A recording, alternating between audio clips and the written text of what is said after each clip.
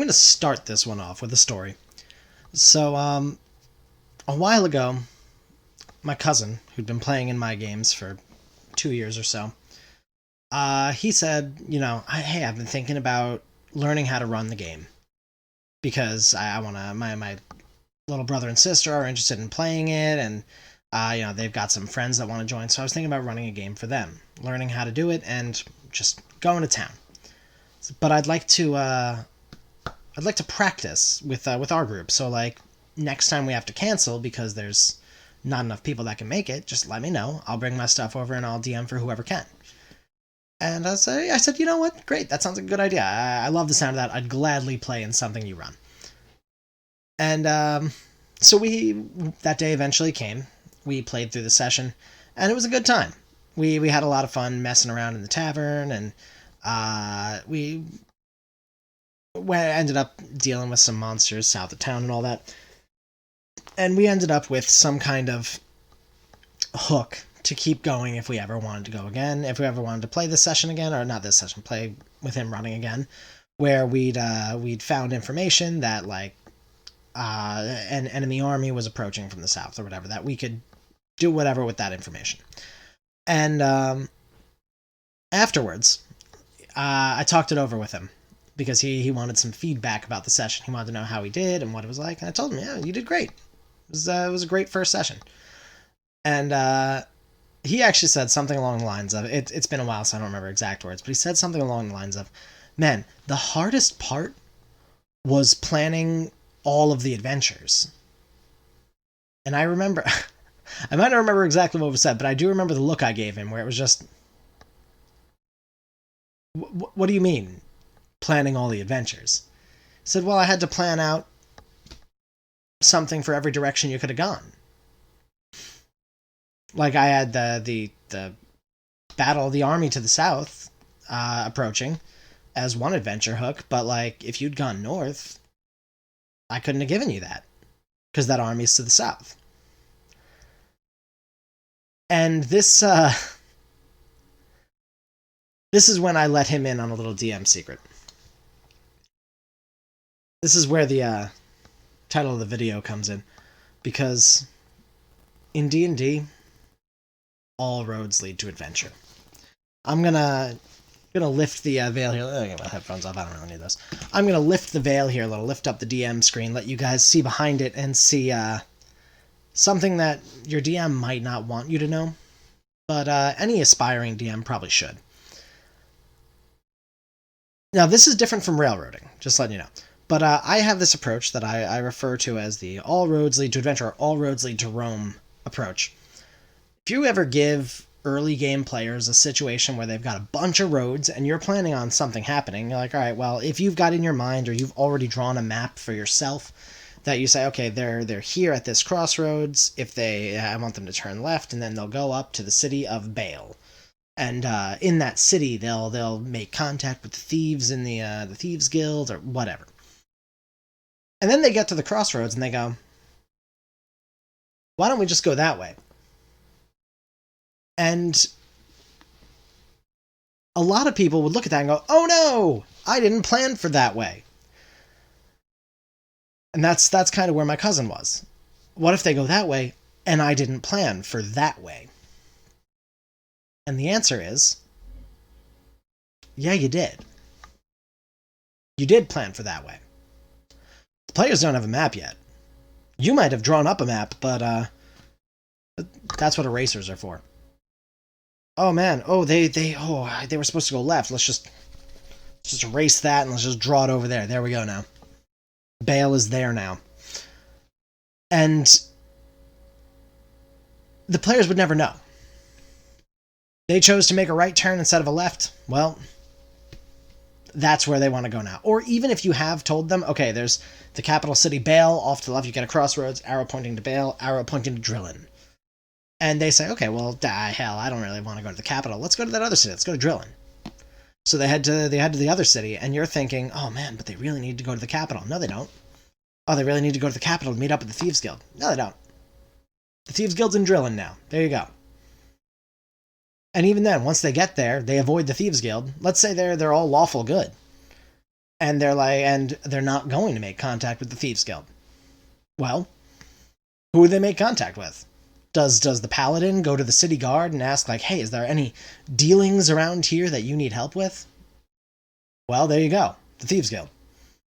Congrats. You have planned for all of their adventures, for all of their stuff, without actually planning for anything except one outcome. The all roads lead to adventure route. Different from railroading. Very different from railroading. Railroading is not letting the players make any choices.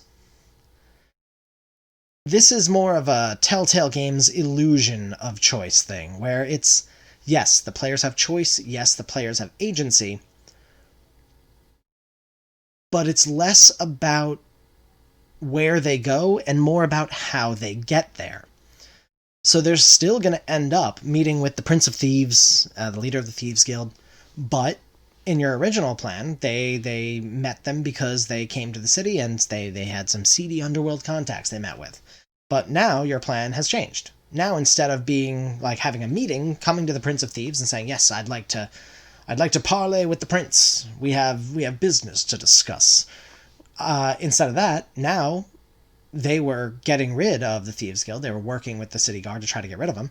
And I don't know, maybe one of them ends up kidnapped and they ransom them off to the party. And when the party meets to pay the ransom or to maybe kill these people and get their friend back, the Prince of Thieves is there and he says, oh, hold your swords. You can have your friend back. I want to speak to you. And now he's initiating a meeting with them. You're not railroading them per se. You're giving them all the choice in how they get to the end point. You just have a specific end point you want them to get to. They can still get off the railroad if they really want, and if they clearly do not want to be part of this story, let them not be part of it. Think of something else. But this is just a way to get early game players to still have freedom and have fun doing what they want, but still move the story forward. Late game, it doesn't matter as much, because late game, the players have been playing these characters long enough, they're probably already invested in, if not the story they're in, something in the story. So, like, example, a game I played in college that I will eventually tell the whole story of at the request of the DM when I told him I was making this channel. And it's a great campaign. I would love to tell the whole story. But this campaign, my character was not really interested in it. I was interested in it. The player, very interested. My character, though, he was a rogue, he was a thief, a street urchin, and he didn't really care too much. But there's one specific city that he when we visited early in the game, he just fell in love with the city. He fell in love with the people there. He loved the feeling of the city. He was just like, this is my new home. I'm going to make this place my home. And as a result, at later levels, even though he wasn't, at the end he was, but even though mid-level he wasn't, like mid-game, he wasn't too involved in the overall story, he was invested in that city. So the DM didn't really need to think up new ways to keep us engaged because every one of us had already found something that our character was interested in.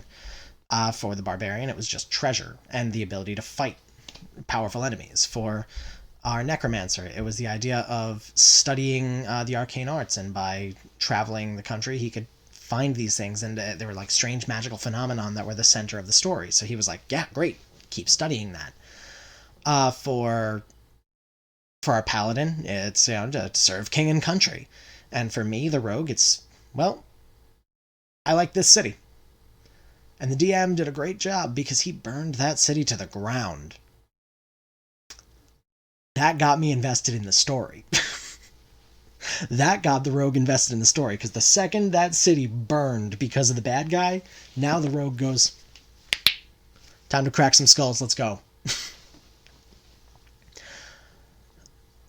But yeah, at higher levels it doesn't matter as much, because, like I said, the player characters have things they're invested in the story already. They don't really need you to place the adventure on the road in front of them.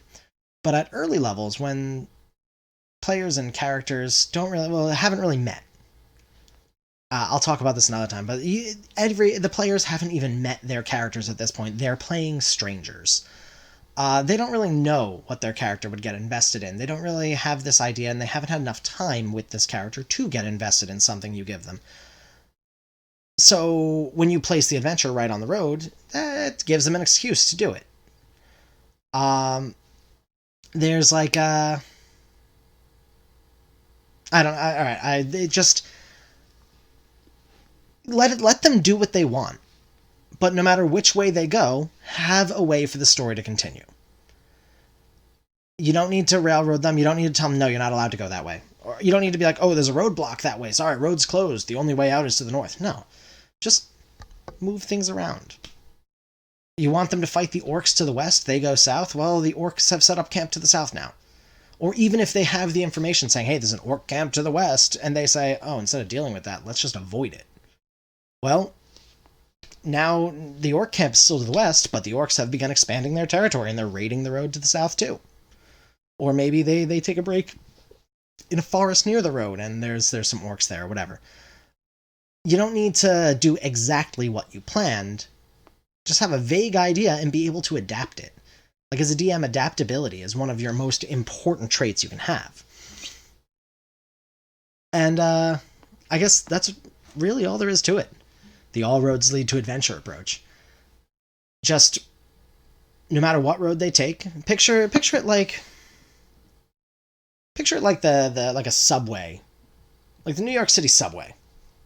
There's several lines that all go past Times Square. Now, there's several lines that go through Penn Station. You still get to the same place, you just take a different route to get there. Any train system's like that. Any road system. You can take the highway and just go right down, you can take the back roads. You'll still end up at the same place, but you chose to go a different route, and you had a different experience as a result, even though the destination was different. Because while the destination is important to the continuation of the story, the journey is the story. The journey is the destination. Like, the destination is important to continue the story, but what you do to get there is important to the characters. So it's a lot more important to let the characters have freedom in how they get somewhere than it is to give them complete and utter control of where it is they are going. Like, of course, when they choose their destinations, they know we want to go to this city, but you can sidetrack them real easy by just throwing something in the way without actually railroading them. And even if some people might disagree with me and think that is a little railroady, your players won't. Your players would never even see it. You can call it a disguised railroad if you really want. It's not, though. A disguised railroad is basically just kind of like dropping hints, letting them know that, you should go this way, but not forcing it. This is saying go whatever way you want, do whatever you want. You're just going to end up in the same place no matter what you do. That sounds bad, but in practice it works. Oh, it works. Until players get a map. Until they buy a map, it really works. But most players don't think to buy a map, and even if they do, you can always... You might not be able to change city locations, but you can change where the story is actually going to happen. Just because you wanted the story to happen in the capital doesn't mean it can't happen in the town of Forest's Edge. Like, it's stuff like that. I'm sorry if this was a little rambly. That's really all I got to say on that topic, though. Hope you enjoyed the video. If you did, like, comment, smash that like button. No, look forward to more of these. I look forward to putting more of these out. I've already got another one planned, talking about an early game adventure that I really love. And I'll be doing a lot more stories, too. So, stay tuned. And if you really did not like this video, let me know why, please.